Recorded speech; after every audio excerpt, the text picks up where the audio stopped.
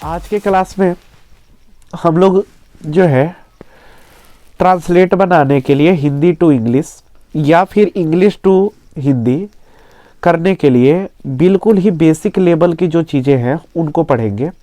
तो जब भी अगर बेसिक लेवल चीज़ों को जब हम स्टार्ट करते हैं तो होता क्या है कि सबसे पहले आप ट्रांसलेट बनाने में अगर चलेंगे तो सबसे पहले हमको पढ़ना होता है कि ईजेएमआर का यूज करने के लिए। तो पहले नंबर जो हिंदी स्ट्रक्चर होता है उसको जो है हम आपको क्या करेंगे इंग्लिश में कन्वर्ट करने के लिए बताएंगे कि जो है हम लोग कैसे हिंदी स्ट्रक्चर को जो है हम इंग्लिश में क्या कर सकते हैं, कन्वर्ट कर सकते हैं।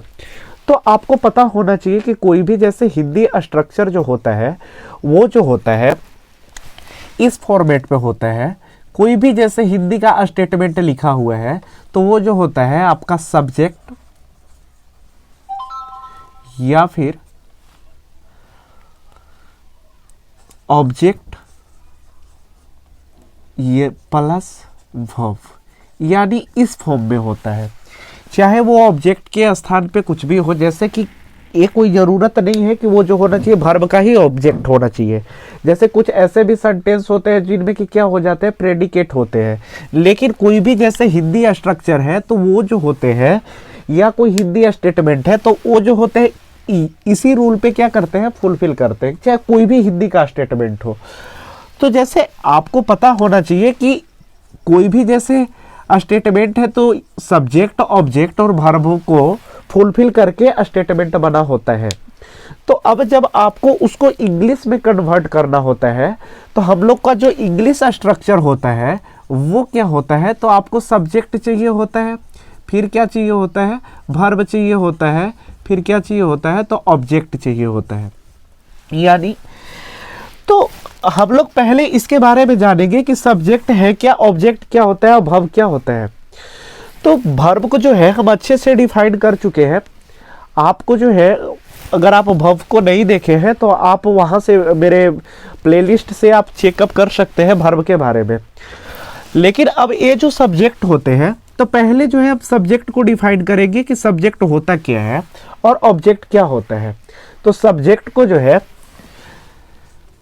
आपका जो सब्जेक्ट होता है वो क्या होता है, जैसे किसी भी हिंदी स्टेटमेंट हो या इंग्लिश स्टेटमेंट हो तो सब्जेक्ट जो होता है वो होता है जो कि पूरे स्टेटमेंट का जो होता है कोई भी अगर फंक्शन कर रहा है तो जो उसका मेन जो होगा वही क्या कहलाता है, सब्जेक्ट कहलाता है। यानी नॉर्मल सी अगर वे में अगर एक बात कहे तो सब्जेक्ट का डिफिनेशन होता है कि सब्जेक्ट इज पर्सन और thing which doing an action. यानी सब्जेक्ट क्या होता है, तो सब्जेक्ट के स्थान पे या तो कोई पर्सन हो सकता है या तो कोई थिंग हो सकता है जो कि क्या करता है, कोई भी एक्शन को करता है। तो अब जो है हम लोग जो है इंग्लिश टू हिंदी ट्रांसलेट करने के लिए पढ़ रहे हैं या फिर हिंदी टू इंग्लिश ट्रांसलेट करने के लिए अभी हम लोग पढ़ेंगे। हिंदी टू इंग्लिश ट्रांसलेट करने के लिए हम लोग पढ़ेंगे और बिल्कुल ही स्टार्ट करेंगे बिल्कुल ही बेसिक लेवल से, जहां से कि क्या होता है स्टार्टअप होता है। तो कोई भी जैसे हिंदी से अगर आपको इंग्लिश में ट्रांसलेट करना होता है तो उसके लिए जो होता है क्या होता है, हेल्पिंग वर्ब की आवश्यकता पड़ता है। क्योंकि आप देख सकते हैं कि हिंदी का स्ट्रक्चर जो होता है सब्जेक्ट ऑब्जेक्ट या वर्ब के फॉर्मेट पे होता है और जब हमको उसको इंग्लिश में चेंज करना होता है तो सब्जेक्ट वर्ब और ऑब्जेक्ट के फॉर्म में चेंज करना होता है। यानी इंग्लिश बनाने के लिए आप देख रहे हैं कि ऑब्जेक्ट से पहले हमको क्या लाना होता है, वर्ब लाना होता है।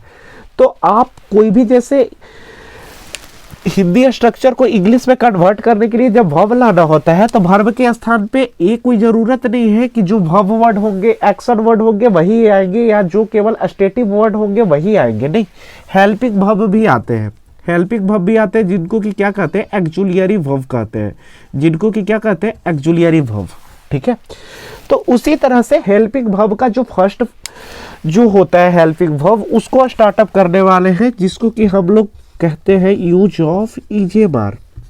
यानी आज जो है इस क्लास में हम लोग देखेंगे कि यूज ऑफ ईजेएमआर जो कि बिल्कुल ही बेसिक लेवल का होता है, और हम लोग जो है अच्छे तरीके से पढ़ेंगे कि आखिर इज ए बार जो है किसके साथ इज का यूज करते हैं, किसके साथ एम का यूज करते हैं, किसके साथ आर का यूज करते हैं। तो इसके बारे में जब डिटेलिंग हम जानेंगे तो फिर ये जानेंगे कि जैसे कोई भी जैसे इंग्लिश स्टेटमेंट है, ठीक है, तो वो किस फॉर्मेट पे होगा कि उसके साथ इज का यूज करेंगे, एम का यूज करेंगे, आर का यूज करेंगे। लेकिन हमारा जो टॉपिक नेम होगा क्या होगा, यूज ऑफ इज ए बार, जिसको कि हम लोग आज डिटेलिंग में पढ़ेंगे कि इज ए बार होते क्या है। ठीक है, तो जो आपका इज ए बार है, तो पहले आप ये जानिए कि इज ए बार होते क्या है। पहले तो ये पता होना चाहिए ना हमको कि इज ए बार होता क्या है। तो इज ए बार जो है वो क्या है, एक हेल्पिंग वर्ब है, जिसको कि क्या कहते हैं, एक्जुलियरी वर्ब भी कहते हैं। तो हेल्पिंग वर्ब कहने का मतलब क्या होता है, सहायक क्रिया, यानी वो जो होता है हमको क्या करता है, इंग्लिश में ट्रांसलेट करने के लिए, यानी कोई भी जैसे हिंदी स्टेटमेंट है उसको इंग्लिश में ट्रांसलेट करने के लिए क्या करता है, हेल्प करता है। क्या करता है, तो हेल्प करता है। तो अब तो पहले ये बात होना चाहिए कि किस टाइप का हिंदी स्टेटमेंट होगा जिसको कि इंग्लिश में कन्वर्ट करने के लिए हम लोग को जो है इज ए बार का यूटिलाइज करना होगा। पहले उस चीज को जानेंगे। हम पहले बताएंगे कि हिंदी टू इंग्लिश कैसे करेंगे इनका यूज करके। तो इनका यूज जो है किस टाइप के होते हैं, तो बिल्कुल हम बेसिक लेवल से आपको बताना चाहेंगे कि किसके साथ जो होते हैं, किस टाइप का हिंदी स्टेटमेंट आपका होगा जिसके साथ कि आप क्या करेंगे, इज ए बार का यूज करेंगे। तो एक बात हम आपको बता दें, तो ये जो पूरे क्लासेस आपके होंगे इनमें जो होगा आपको हम मेन वर्ब का यूज नहीं करेंगे। क्या करेंगे, मेन वर्ब का यूज नहीं करेंगे। यानी ये मेरा जो टॉपिक होगा ये पूरे ही टॉपिक में मेन वर्ब का यूज नहीं करेंगे, या फिर कोई भी ऑब्जेक्ट जो होगा वर्ब का ऑब्जेक्ट नहीं होगा। यानी ये जो मेरा पूरा ही टॉपिक जो होगा वो subject plus helping verb plus आपका बोल सकते हैं प्रेडिकेट यानी इस फॉर्मेट पे होगा। यानी टोटली, यानी न तो मेरा कोई भी मेन वर्ब का यूटिलाइज होगा इस पूरे टॉपिक में, और न ही क्या होगा, ऑब्जेक्ट का यूटिलाइज होगा। यानी बिल्कुल ही जीरो लेवल से जो स्टार्टअप होते हैं उनको हम लोग पढ़ेंगे। तो पहले नंबर अब एक बात को ध्यान में रखते हैं, जैसे अगर कोई भी प्रेडिकेट या अदर वर्ड, कोई भी जैसे अदर वर्ड आएंगे, यानी हेल्पिंग वर्ब को मेन वर्ब को छोड़ करके।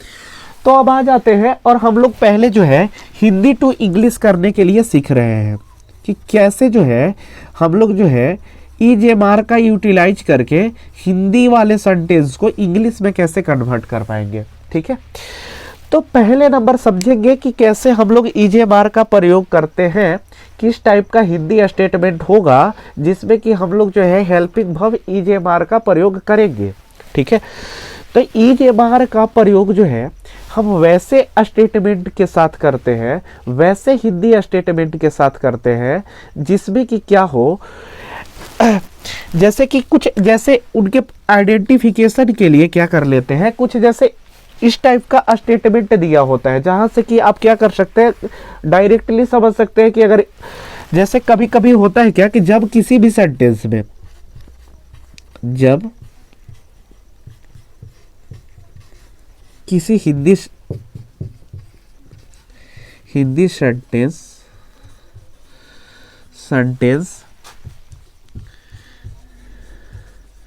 के अंत में, ठीक है, अंत में जैसे कुछ इस टाइप का लिखा होता है कि है, हूँ, हो इत्यादि लगे रहे, तो ईच एम आर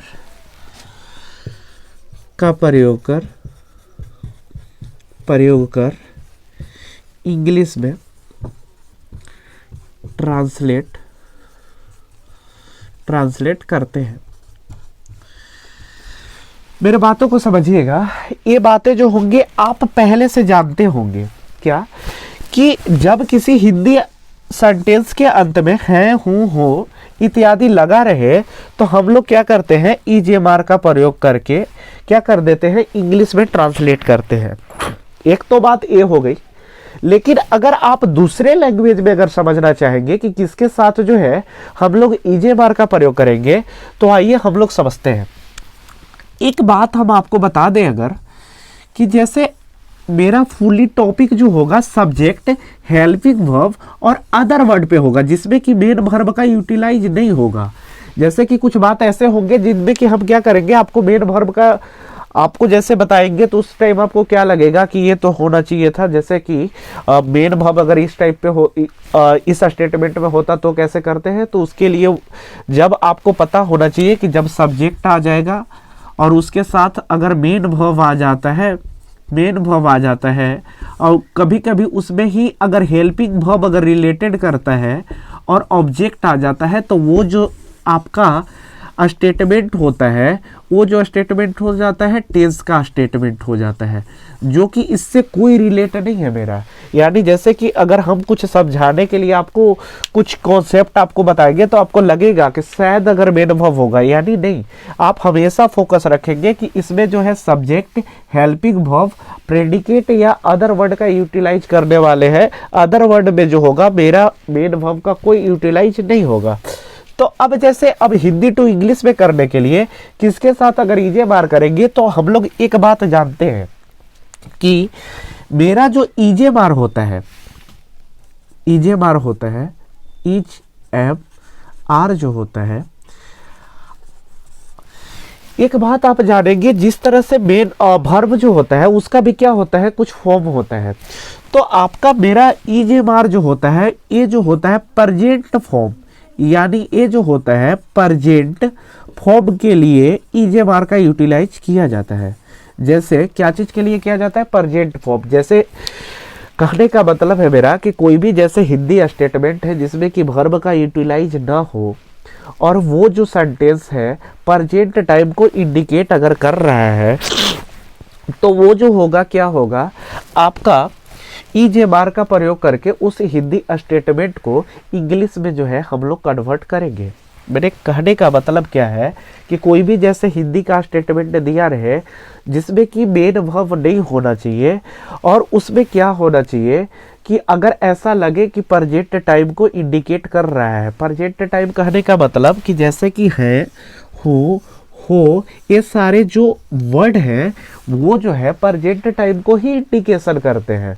तो इस टाइप के जो होते हैं वर्ड का अगर यूटिलाइज हो जाए तो उसमें जो है हम ईजेएमआर का यूज करके हम उसको क्या कर सकते हैं, इंग्लिश में कन्वर्ट कर सकते हैं। ठीक है, तो अभी के जो था, अभी हमने आपको बताया क्या कि पहले नंबर कि ईजेएमआर होता क्या है। तो ईजेएमआर जो होते हैं हेल्पिंग वर्ब होते हैं, ऑक्सिलियरी वर्ब होते हैं।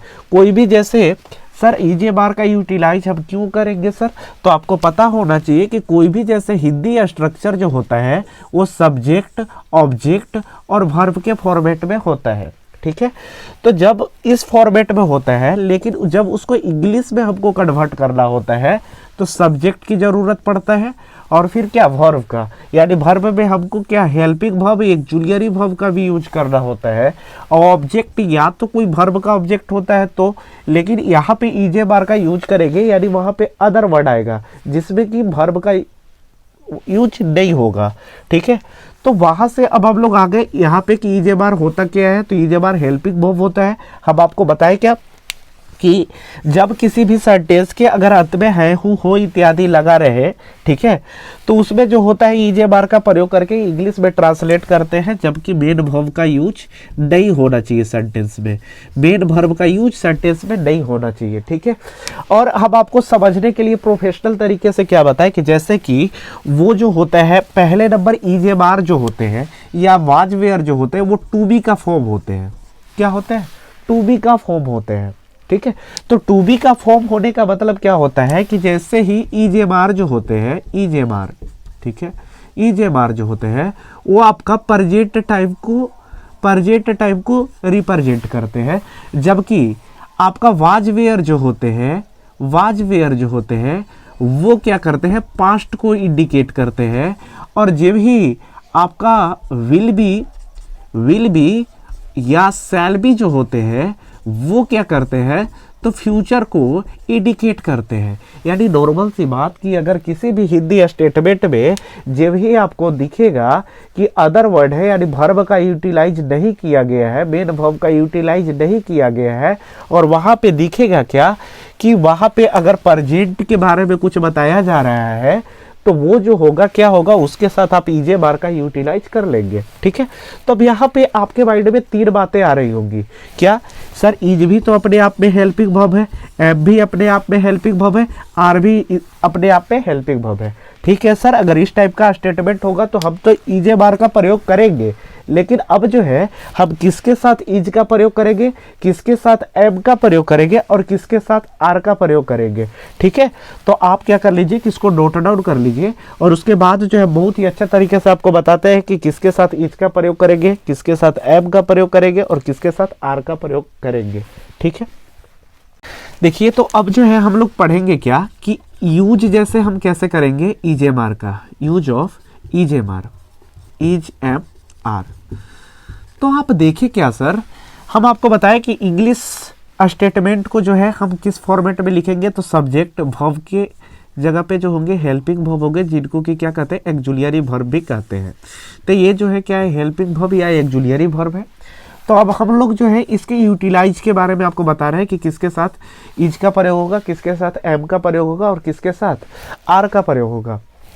और ध्यान देंगे सर, बस यही के बाद आपको जो है जस्ट इसी के तरह ही वाज वेयर जो नेक्स्ट मेरा हेल्पिंग वर्ब है उसका भी यूटिलाइज किया जाता है। तो अगर थोड़ा सा अगर एक बात को समझे, तो अगर इसको भी समझाना चाहे हम कि किसके साथ वाज का प्रयोग करते हैं और किसके साथ वेयर का प्रयोग करते हैं, बट इससे पहले भी हम आपको बताना चाहेंगे क्या कि वाज का प्रयोग जो होता है, वेयर का प्रयोग जो होता है किस टाइम के लिए होता है। तो अभी हम आपको बताएं कि is am are, was, were और shall be, will be, is am are जो ये सारे जितने भी होते हैं टू बी का फॉर्म होते हैं। टू बी का मतलब क्या होता है, होना। तो वे सारे जो होते हैं टू बी का फॉर्म होते हैं। तो हम आपको क्या बताएं कि कोई भी जैसे स्टेटमेंट में आपको अगर लगे कि प्रेजेंट का इंडिकेशन किया जा रहा है जिसमें कि मेन वर्ब का यूटिलाइज नहीं किया गया हो, तो उस हिंदी स्टेटमेंट के साथ आप क्या कर लेंगे, इज एम आर का प्रयोग कर लेंगे। यदि किसी भी स्टेटमेंट में अगर आपको मेन वर्ब दिखाई ना दे और वहां पे पास्ट फॉर्म का अगर कुछ इंडिकेशन अगर आपको नजर आए, तो वैसे कंडीशन में हम जो है उसके साथ वाज वेयर का प्रयोग कर लेंगे। यदि टू बी के फॉर्मेट वाले ही कोई हिंदी स्टेटमेंट आपको दिखाई दे और वहां पे जो है अगर आपको मेन वर्ब दिखाई ना दे, तो वो भी जो हिंदी का स्टेटमेंट होंगे अगर फ्यूचर टाइम का इंडिकेशन होगा तो उनके साथ शैल बी, विल बी का यूज कर लेंगे। कैसे, फिर से एक बार समझते हैं क्या है लॉजिक। जैसे कि कोई भी जैसे हिंदी का स्टेटमेंट दिया हो और उसमें जो है टू बी का जो है फॉर्म हो, टू बी का फॉर्म हो, और उसमें बात क्या होना चाहिए कि मेन वर्ब का यूटिलाइज नहीं किया गया हो और प्रेजेंट को इंडिकेशन कर रहा हो, तो उसके साथ जो है helping verb is am are का प्रयोग करके इंग्लिश में ट्रांसलेट करेंगे। ठीक है, अगर उसी तरह से वाज वेयर को समझेंगे तो टू बी का स्टेटमेंट हो और हिंदी स्टेटमेंट जो हो उसमें क्या हो कि मेन वर्ब का यूटिलाइज नहीं किया गया हो और वो जो है पास्ट टाइम, पास्ट को अगर रिप्रेजेंट करता हो स्टेटमेंट, तो वो जो होगा क्या होगा, ये वाज वेयर का प्रयोग करके उसको जो है इंग्लिश में ट्रांसलेट किया जाएगा। यदि हम आगे विल बी और शैल बी के यूजेज के बारे में बताएं तो बस नॉर्मल सी बात वैसे ही समझेंगे सर कि वो जो स्टेटमेंट हिंदी का होना चाहिए टू बी वाले होना चाहिए। टू बी के फॉर्मेट पे है कि नहीं, अगर टू बी के फॉर्मेट पे है और वो जो स्टेटमेंट है उसमें जो है कोई भी मेन वर्ब का यूटिलाइज नहीं किया गया है और उसमें जो है फ्यूचर का अगर रिप्रेजेंट कर रहा है, यानी फ्यूचर का अगर डिनोट कर रहा है वो जो स्टेटमेंट है, तो उसमें जो होगा शैल बी, विल बी का यूज हम लोग करेंगे। तो अभी जो है इज एम आर और वाज वेयर जो होते हैं उनका जो यूजेज करने का जो तरीका है वे एक दूसरे से कोरिलेट करता है। तो जो है हम आपको अभी ढंग से समझाने वाले हैं, थोड़े से लॉजिक को समझेंगे। जैसे होता क्या है पहले नंबर आपको पता है कि हमको जो है हेल्पिंग वर्ब का जो यूज करना है किसके साथ करना है, सब्जेक्ट के साथ करना है। किसके साथ करना है, सब्जेक्ट के साथ करना है। अब जो है हम लोग थोड़ी सी बातों को समझते हैं। पहले हम थोड़ा सा इसको लेंदी लेंगे, जिसको कि समझा रहे हैं कि किसके साथ इज लगेगा, किसके साथ एम, किसके साथ आर, और किसके साथ वाज, और किसके साथ वेयर। लेकिन कुछ समय बाद जब हम आपको लॉजिक बताएंगे तो उससे क्या होगा, एक आपको कॉन्सेप्ट भी देंगे जिससे कि आसानी से आप समझ जाएंगे कि किसके साथ इज, किसके साथ एम, किसके साथ आर, किसके साथ वाज, किसके साथ वेयर का यूटिलाइज हम लोग करेंगे। तो पहले जो है हम पूरा डिटेलिंग में जानना चाहते हैं। तो जो होते हैं, आपको पता है कि सब्जेक्ट के स्थान पे हमको क्या मिलेगा। तो अभी सब्जेक्ट का डिफिनेशन हम पहले आपको बताया क्या, कि सब्जेक्ट इज पर्सन और thing which doing an action. तो पहले नंबर पर्सन और थिंग कि जब बातें आ जाती है तो आपको पता है कि पर्सन जो होते हैं वो क्या होते हैं, 3 टाइप्स के पर्सन होते हैं। कौन, एक तो फर्स्ट पर्सन होते हैं, एक क्या होते हैं, सेकंड पर्सन होते हैं, अब एक क्या होते हैं, थर्ड पर्सन होते हैं। ठीक है सर। तो पर्सन जो होते हैं 3 प्रकार के होते हैं, एक फर्स्ट पर्सन होते हैं, एक सेकंड पर्सन होते हैं, एक थर्ड पर्सन होते हैं। सर बात ऐसा है कि हमको सब्जेक्ट के स्थान पे लाना है। तो सब्जेक्ट जो होता है वो क्या हो सकता है, सिंगुलर भी हो सकता है और क्या हो सकता है, प्लूरल भी हो सकता है। तो उसी तरह से सब्जेक्ट जो होगा मेरा, या तो कोई पर्सन होगा या तो क्या होगा, कोई थिंग्स होगा। तो पर्सन और थिंग्स जो होगा, तो जब सब्जेक्ट के स्थान पे हमको लाना है तो बात ऐसा है सर कि सब्जेक्ट या तो फिर सिंगुलर नंबर में होगा या तो क्या होगा, प्लूरल नंबर में होगा। अब सर बात आता होगी कि सिंगुलर नंबर और प्लूरल नंबर, तो समझेंगे कि which indicate only one person और थिंग, ठीक है, इज कॉल्ड सिंगुलर नंबर। यानी जो सिर्फ और सिर्फ एक ही व्यक्ति या एक ही वस्तु को अगर डिनोट करता है तो वो जो होता है सिंगुलर नंबर होता है। जबकि प्लूरल नंबर जो होता है sir, which denotes 2 and more than person और thing are called plural number. यानी जब किसी 2 व्यक्ति या 2 से अधिक व्यक्ति या वस्तु का अगर डिनोट किया जाता है तो वो जो होता है क्या होता है, प्लूरल नंबर होते हैं। तो आइए, जो मेरा फर्स्ट पर्सन होता है तो फर्स्ट पर्सन का सिंगुलर नंबर जो होता है क्या होता है, आई। ठीक है, फर्स्ट पर्सन का जो सिंगुलर नंबर क्या होता है, आई। क्योंकि जो फर्स्ट पर्सन होते हैं क्या होते हैं, खुद होते हैं। जैसे कि अगर आप बोल रहे हैं, यानी जो बोलता है वो जो होता है क्या होता है, फर्स्ट पर्सन होता है। तो आप फील करके देखिए, कभी भी जो होंगे आप खुद बोलेंगे, यानी मैं बोलूँगा, यानी स्पीक कौन कर रहा है, हम स्पीक कर रहे हैं। तो हम जब स्पीक कर रहे हैं तो स्पीकिंग जो एक आप आएंगे जब सब्जेक्ट के बेसिस पे, तो आपको पता होना चाहिए कि एक सब्जेक्टिव जो वर्ड होगा स्पीक के लिए सिर्फ और सिर्फ सिंगुलर में आई होगा। जबकि प्लूरल में जब आप देखेंगे तो वो क्या होगा, वी होगा। प्लूरल में क्या होगा, वी होगा। क्या प्लूरल में वी होगा सर? तो टू स्पीक के लिए सब्जेक्टिव वर्ड जो होगा प्लूरल नंबर में केवल और केवल क्या आपको दिखाई देगा, वी दिखाई देगा। तो वहीं से पता चल गया कि फर्स्ट पर्सन का मतलब क्या होता है, टू स्पीक। एक बात याद रखेंगे सर, आई क्यों सिंगुलर नंबर होता है, तो हमेशा याद रखिएगा कि फर्स्ट पर्सन का मतलब क्या होता है, टू स्पीक, यानी जो बोलने वाला होता है। तो नॉर्मल सी बात, जो बोलने वाला होता है अगर जो होगा तो आप देखेंगे कि अब बोलने वाला के लिए आप देखिए कि सिंगुलर सब्जेक्टिव जो होना चाहिए सिंगुलर, यानी सब्जेक्ट जो होना सिंगुलर फॉर्मेट में होना चाहिए। तो क्या होगा, तो आपको सिर्फ और सिर्फ आई जो है सब्जेक्टिव वर्ड आपको ऐसा दिखाई देगा जो कि टू स्पीक को रिप्रेजेंट करेगा और वो खुद सिंगुलर होगा। ठीक है सर। अब अगर आप प्लूरल में देखेंगे तो सिर्फ और सिर्फ वी जो होगा वो ही आपको सब्जेक्टिव वर्ड दिखाई देगा जो कि टू स्पीक को रिप्रेजेंट करेगा और जो होगा प्लूरल फॉर्मेट में होगा। ठीक है।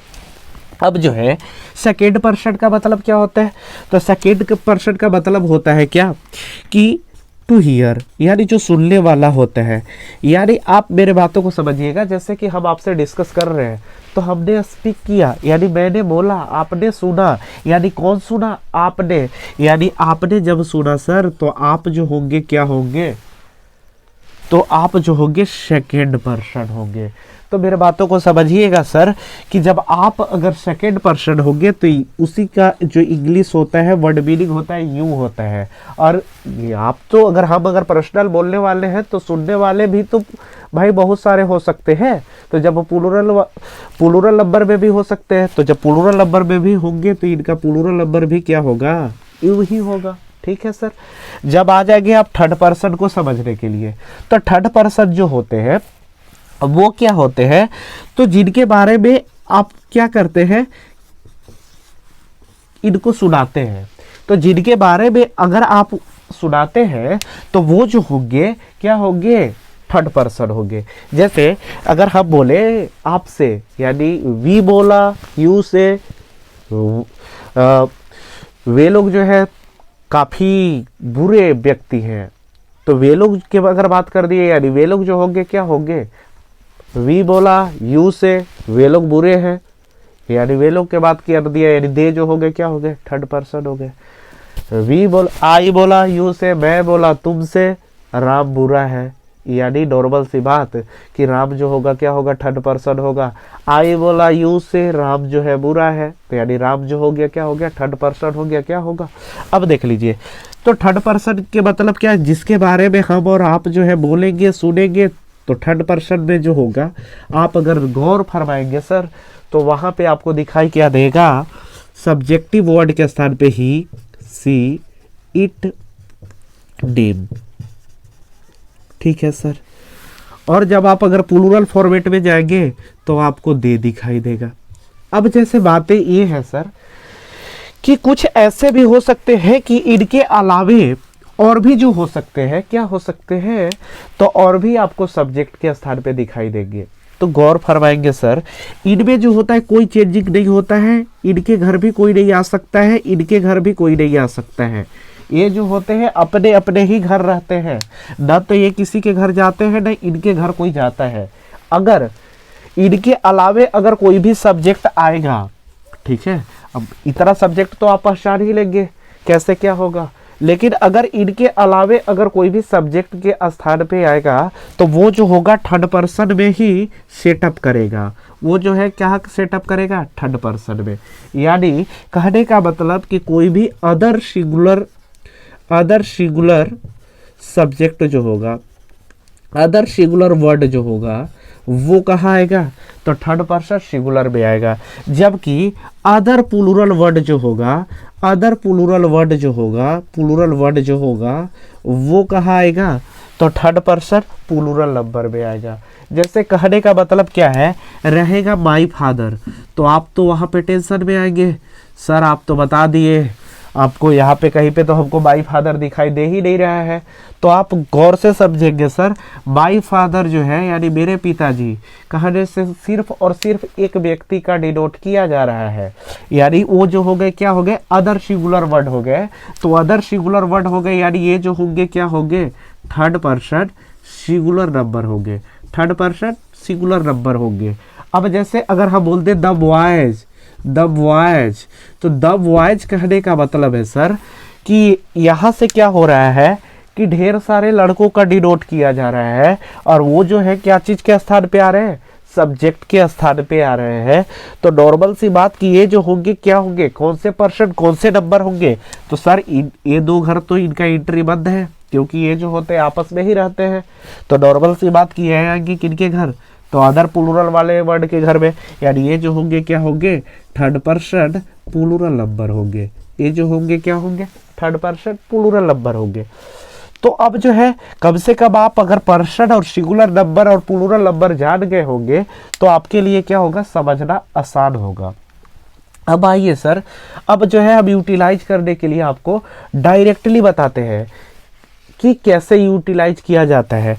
जैसे कि आप अगर देखे होंगे चाहे पढ़े होंगे तो पहले से आप जानते होंगे क्या कि ही सी इट डेम के साथ इज का प्रयोग किया जाता है, जबकि वी यू दे के साथ आर का प्रयोग किया जाता है। क्यों किया जाता है, कैसे किया जाता है, उसको देखेंगे। अगर आपको इतना समझ में आया तो एक अभी जस्ट आपको 1 मिनट्स में सारी चीजें क्लियर हो जाएंगे। आइए समझते हैं।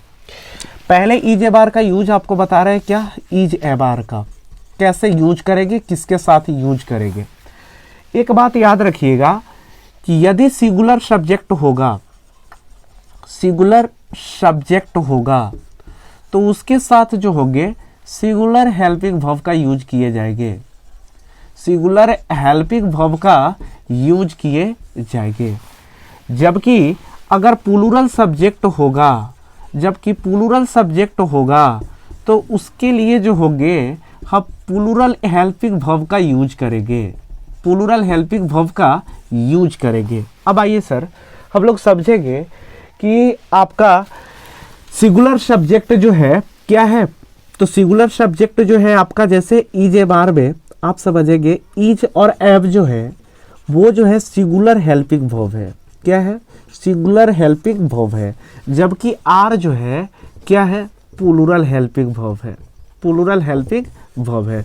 उसी तरह से वाज वेयर में वाज जो है क्या है? सिंगुलर हेल्पिंग वर्ब है, जबकि वेयर जो है प्लूरल हेल्पिंग वर्ब है, प्लूरल हेल्पिंग वर्ब है। समझ गए सर? तो अभी जो सबसे इंपॉर्टेंट टॉपिक है आपको याद करना है क्या? बस यही बात कि सिंगुलर सब्जेक्ट के साथ सिंगुलर हेल्पिंग वर्ब, जबकि प्लूरल सब्जेक्ट के साथ प्लूरल हेल्पिंग वर्ब। ये जो है हम आपको डिटेलिंग में समझाएं, लेकिन आपको समझना बस केवल इतना ही है, ईज ए बार का प्रयोग आ जाए या वाज वेयर का प्रयोग आ जाए, आपके माइंड में रन करना चाहिए क्या कि सिंगुलर सब्जेक्ट होगा तो उसके साथ सिंगुलर हेल्पिंग वर्ब का यूटिलाइज करेंगे, जबकि अगर प्लूरल सब्जेक्ट होगा तो उसके साथ प्लूरल हेल्पिंग वर्ब का यूटिलाइज करेंगे। ठीक है, तो आप क्या कर लीजिए, थोड़ा सा नोट डाउन कीजिए, फिर जो है हम आपको एग्जाम्पल के थ्रू अभी आपको समझाने वाले हैं।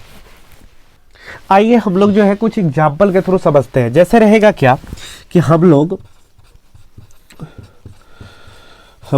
उदास है, हम लोग उदास है। मेरे बातों को आप समझेंगे। अभी हम आपको बताएं क्या कि कभी भी जो है आपको पहले नंबर देखना है कि इसके साथ ईजे बार का प्रयोग हम लोग कैसे करेंगे। तो ये जब आप स्टेटमेंट को जब आप पढ़ेंगे तो यहाँ पे आपको क्या समझ में आएगा कि ये जो स्टेटमेंट है, ये जो आपका स्टेटमेंट है, इसमें कहीं पे आपको मेन वर्ब दिखाई नहीं देगा। तो बात सही है सर, ईजे बार का प्रयोग होने के लिए सेंटेंस में जो है मेन वर्ब का दिखाई नहीं देना चाहिए। सही बात है, दिखाई नहीं दे रहा है। और इसमें जो है कोई भी, जैसे ये जो होना चाहिए टू बी का फॉर्मेट होना चाहिए। तो टू बी का फॉर्मेट होने के लिए क्या, टू बी का मतलब क्या होता है? होना। तो जैसे हम लोग उदास है, यानी ये जो है टू बी का फॉर्मेट है। तो बात सही है सर, टू बी का फॉर्मेट है। और इसमें जो है परजेंट का इंडिकेशन होना चाहिए। टू बी का तो फॉर्मेट होना ही चाहिए, जबकि क्या होना चाहिए? परजेंट का इंडिकेशन होना चाहिए। तो परजेंट का इंडिकेशन अगर कहे तो है जो है वो क्या कर रहा है? परजेंट को इंडिकेट कर रहा है। यानी नॉर्मल सी बातें क्या हो गई कि आपको इसमें जो होगा ईजे बार का प्रयोग होगा। तो ईजे बार का प्रयोग करने के लिए हमको क्या करना है? पहले नंबर तो हमको क्या चाहिए? सब्जेक्ट चाहिए। ठीक है, क्या चाहिए? सब्जेक्ट। तो सब्जेक्ट, क्योंकि इंग्लिश स्ट्रक्चर तो इसी रूल पे होता है कि आपको क्या होना चाहिए? सब्जेक्ट होना चाहिए, सब्जेक्ट होना चाहिए। अगर ईजे बार का प्रयोग करना है यानी is by F by R होना चाहिए, या फिर क्या होना चाहिए? अदर वर्ड होना चाहिए। ठीक है, अदर वर्ड होना चाहिए। तो जब आप इसको देखेंगे कि हम लोग उदास है, तो यहाँ पे बात क्या बना कि सब्जेक्ट, तो सब्जेक्ट कौन है? वी, यानी हम लोग, वी हो गया। अब वी के साथ करेंगे क्या? तो आपको पता है कि वी जो है क्या है? एक प्लूरल सब्जेक्ट है। तो हम आपको बताएं क्या कि ईज ए बार के प्रयोग में सिर्फ ईज और एब जो होता है वो सिंगुलर हेल्पिंग वर्ब होता है, और नहीं तो आर जो होता है क्या होता है? प्लूरल हेल्पिंग वर्ब होता है। तो अब आपको क्या लिखे यहाँ पे कि प्लूरल सब्जेक्ट के साथ प्लूरल हेल्पिंग वर्ब का यूज करते हैं। तो यानी यहाँ पे प्लूरल हेल्पिंग वर्ब होगा क्या? आर। ठीक है, और अदर वर्ड के स्थान पे क्या आ जाएगा? सैड है तो सैड। ठीक है, अब अगर बातें आ जाती है, रहेगा कि मेरे पिताजी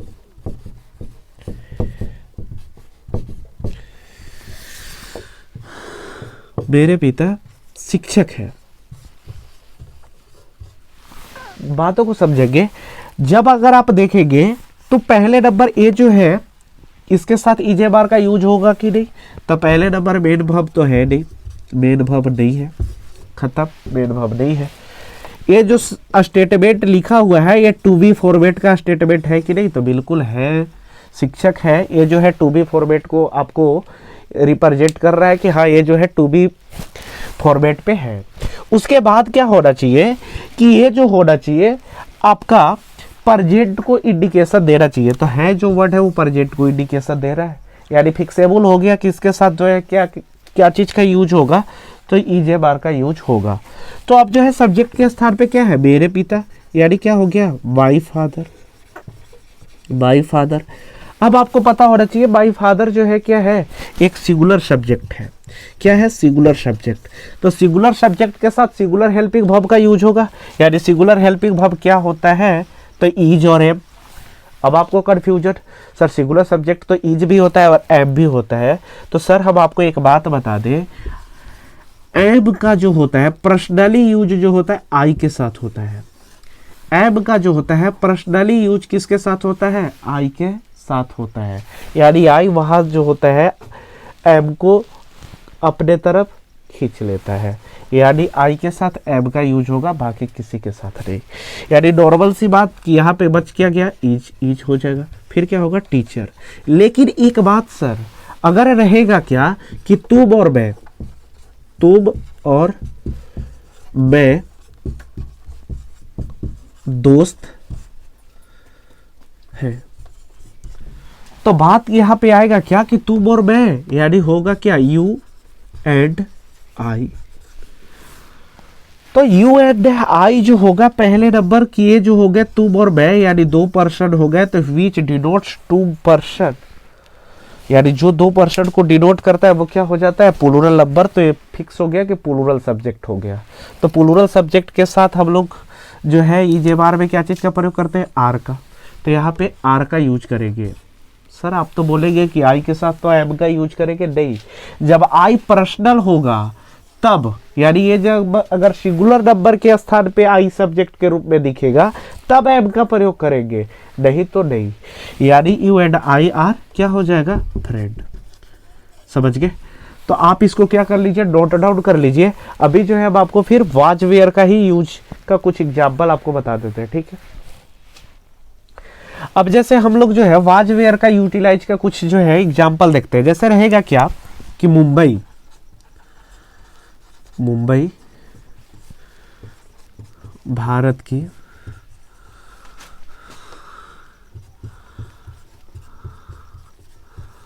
राजधानी था।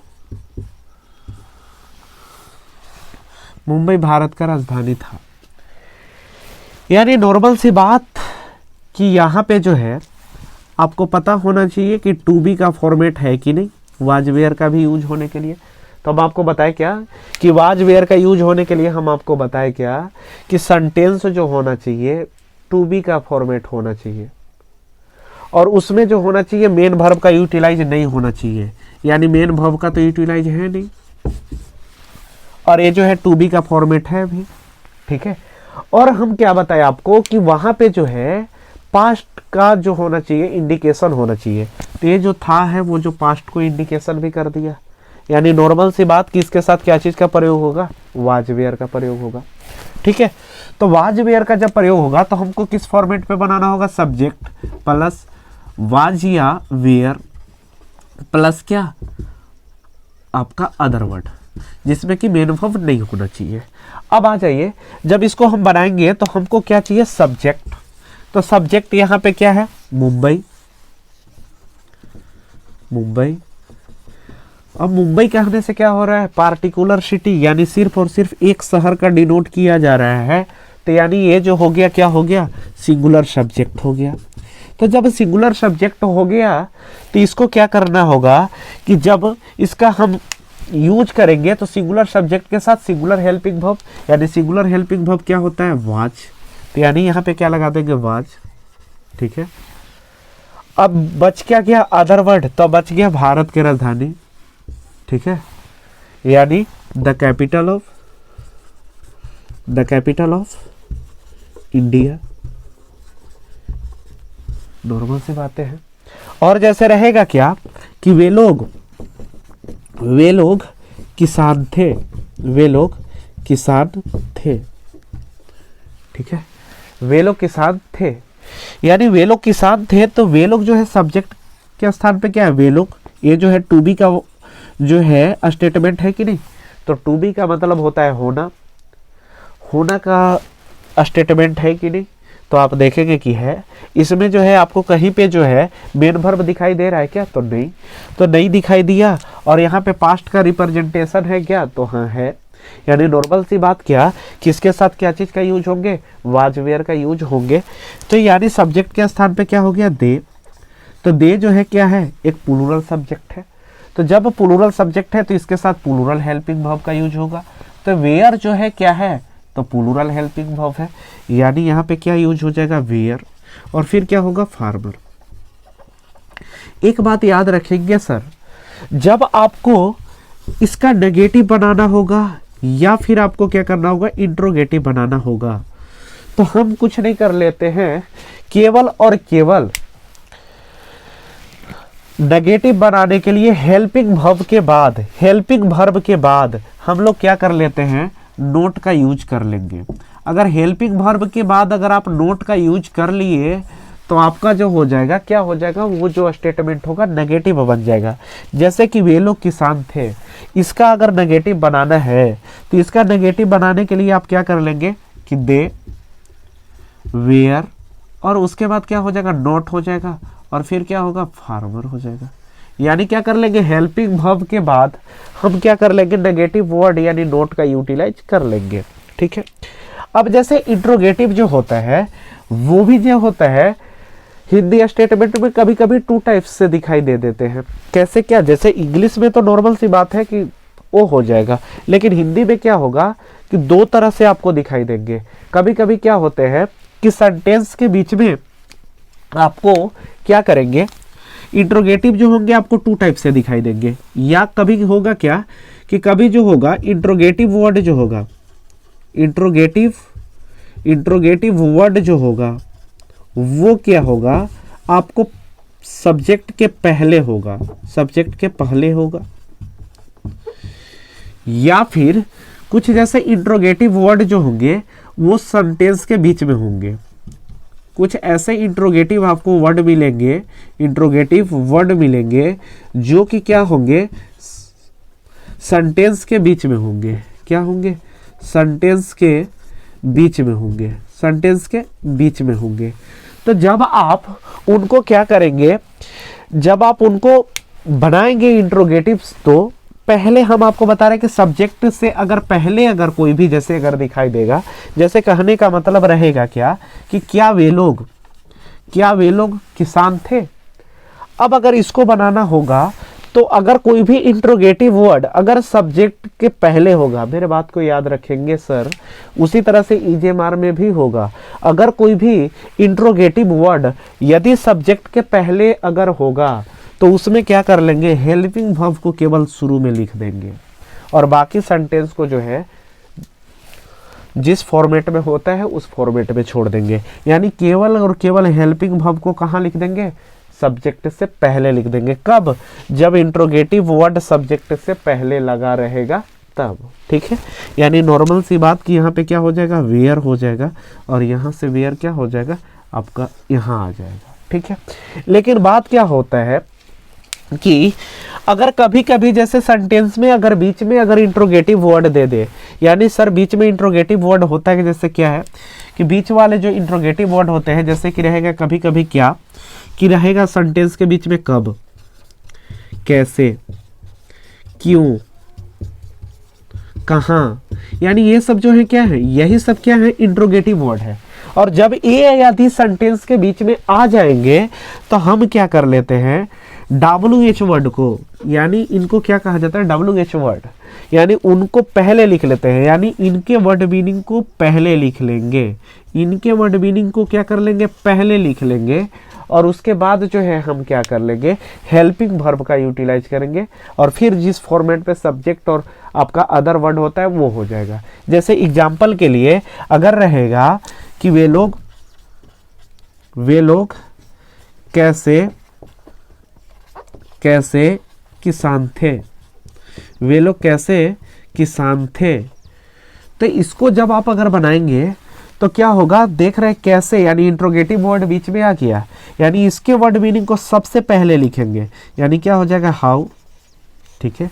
फिर जो है सब्जेक्ट को देखेंगे, सब्जेक्ट क्या है मेरा, तो प्लूरल सब्जेक्ट है, यानी इसके लिए क्या चीज का यूज करेंगे, तो प्लूरल हेल्पिंग वर्ब का, यानी प्लूरल हेल्पिंग वर्ब क्या हो जाएगा वाज वेयर में, तो वेयर, और फिर सब्जेक्ट क्या है दे, और फिर किसान का क्या हो जाएगा फार्मर, ठीक है, इंट्रोगेटिव मार्क्स। तो हम आपसे आशा करते हैं सर कि आपको ईजेएमआर और वाज वेयर का जो प्रयोग होगा बहुत अच्छे तरीके से समझ में आया होगा, और कल फिर जो है हम लोग नेक्स्ट क्लास में जो है पढ़ेंगे क्या चीज़, शैल बी विल बी और हैज हैव का जो यूजेज है उसके बारे में। और ये जब टोटली चैप्टर आपका ख़त्म हो जाएंगे, is am are, shall be will be, was were, has have, तो उसके बाद जो है हम क्या कर लेंगे कि पूरे का नेगेटिव और इंट्रोगेटिव करने के लिए अच्छे ढंग से पढ़ेंगे, ठीक है। तो अभी जो है हेल्पिंग वर्ब का यूटिलाइज करने के लिए हम लोग सीखेंगे, ठीक है। फिर आप नोट डाउन कर लीजिए, मिलते हैं नेक्स्ट क्लास में, थैंक यू।